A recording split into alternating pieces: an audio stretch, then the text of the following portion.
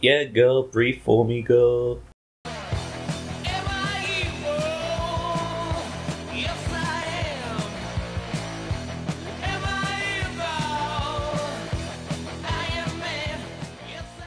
Hello and welcome to the next episode. Before we start with today's fight, I would like to give an update on the previous video because I've got the Webifier eventually, and it seems like the RT Swivel is basically untouched by the changes. You can use this exactly the same fit.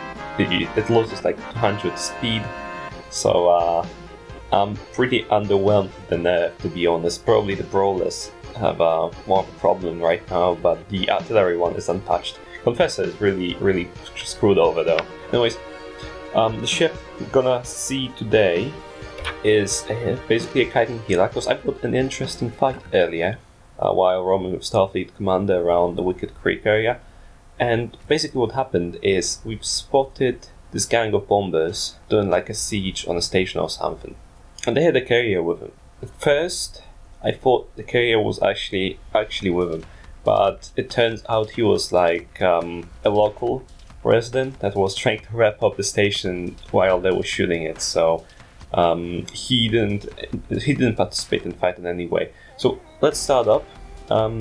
What happened here? Like what you're gonna see in a second is Starfleet Commander made a mistake of getting too close to this Vexer, I guess, and he gets weapon scrum. But this Vex Navy is like really poorly fit, and he eventually manages to cap himself out, so Starfleet is just able to burn away.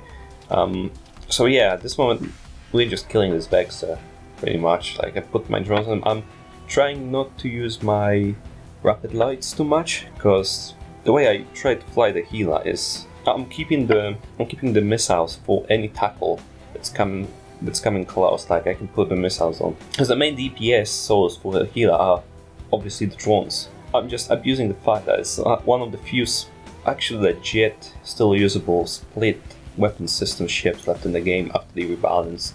So yeah, you can see now I'm starting to shoot this Confessor with the missiles as soon as he gets a little bit closer to us, but he just burns away at this point.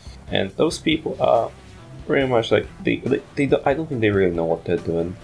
Like there are hounds and purifiers coming out, and this is actually a funny bit because those two Nemesi and this lone purifier, they just decloak, and while my drones are on this Omen Navy chasing me off the field while Starfleet is trying to keep the point, those guys just go for me. Like they just decloak and aggro me, and that's really something you want to avoid doing if you are playing a stealth bomber, because my drones are right there, but by preserving those missiles I'm able to make a short work of those two lonely bombers, and as you can see they're just gonna drop really quickly. And now the Omen is off the field and I'm recalling the drones that are coming back, so I'm just putting them on the Purifier, and he just gets two volleys. Like right now he's got like some shield and he just evaporates later. So we've pretty much screwed the station grind business, I think, at this point, and like there's only a Vexer left on the field, so we are pretty comfortable. Like I actually make a mistake right here in a second, because I feel too comfortable because there's like nothing on this grid, even though there are some stealth bombs built up. So I was trying to be cautious, but I failed ultimately.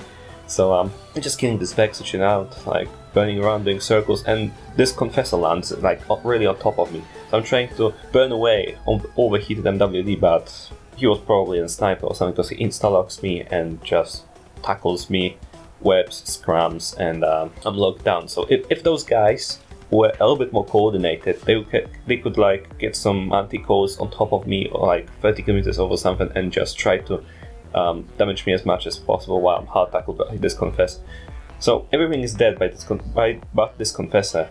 So I'm just pulling the Valkyries out, pulling them in, and putting the Infiltrators out, because Confessor is Hammer advanced cruise destroyer, so he obviously has good explosive resistances. So I'm just, while my drones are on top of me anyways, I can quickly switch it up with EM and just dunk him. And now the Omen comes in, and the weakness of my fit is, as you can see, I have a cloak. So I have this bad habit of putting cloaks on some solo ships of mine. Well, I would say it's a bad habit because this guy just warps away because I'm not able to tackle him in time. but this has actually saved me quite a few times while I'm roaming without a scout.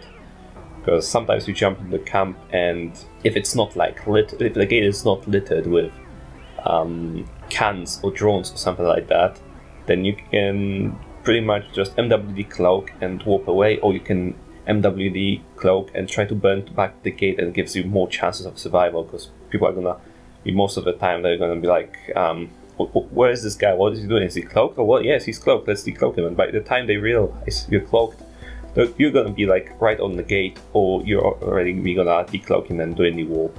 So yeah, right now there's this Tarax only left on the grid pretty much, and just loading a little bit, just chilling, killing pods, stuff like that. This Nidhogg is not interested in doing anything. He's just repping the station now that the Manticores and stuff sieging it are gone.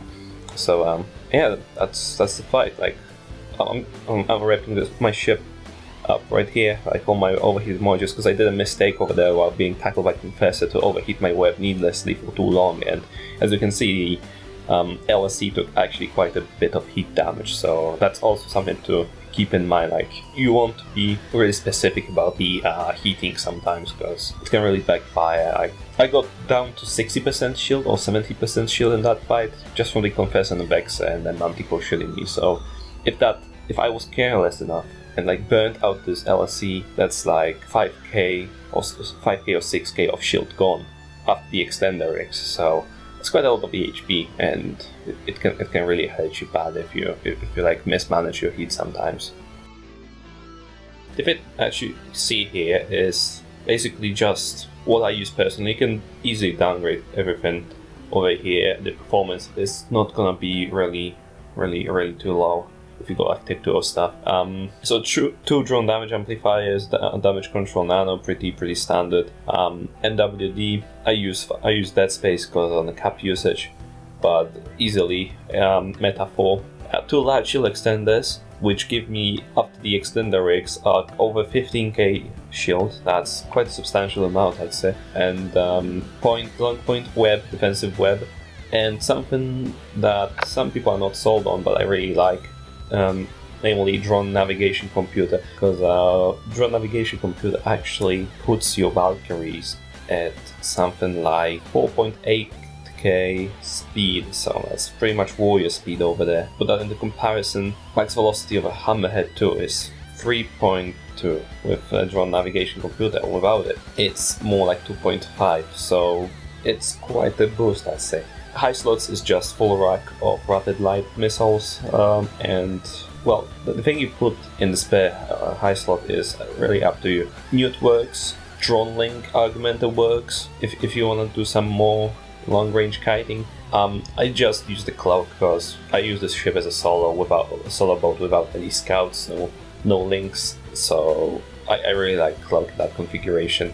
And as I mentioned earlier, just EM Tech 2 rig to plug in that hole, and extenders to squeeze as much of EHP as you can out of those 2 LSCs, and the Gristus resistance bonus. There are some variations that fit, like instead of an LSC you can easily use ASB if you swap out one of the rigs for the processor overclocking one, and downgrade the missiles to light missile launchers. You can go triple LSC for some extra EHP. It all fits, it all works. I really like this ship. It's really flexible, you can do a lot of stuff with it, and I think it's really not that bad in the current meta, even though it's Orthrus is everywhere and tactical destroyers everywhere. Medium drones are still pretty good as far as the tactical destroyer combat goes, because you're gonna track him, and even after nerf, even more.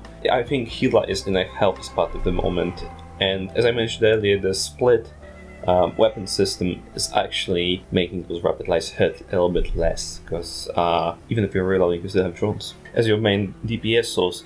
So thanks for watching, guys, and stay tuned for the next episode.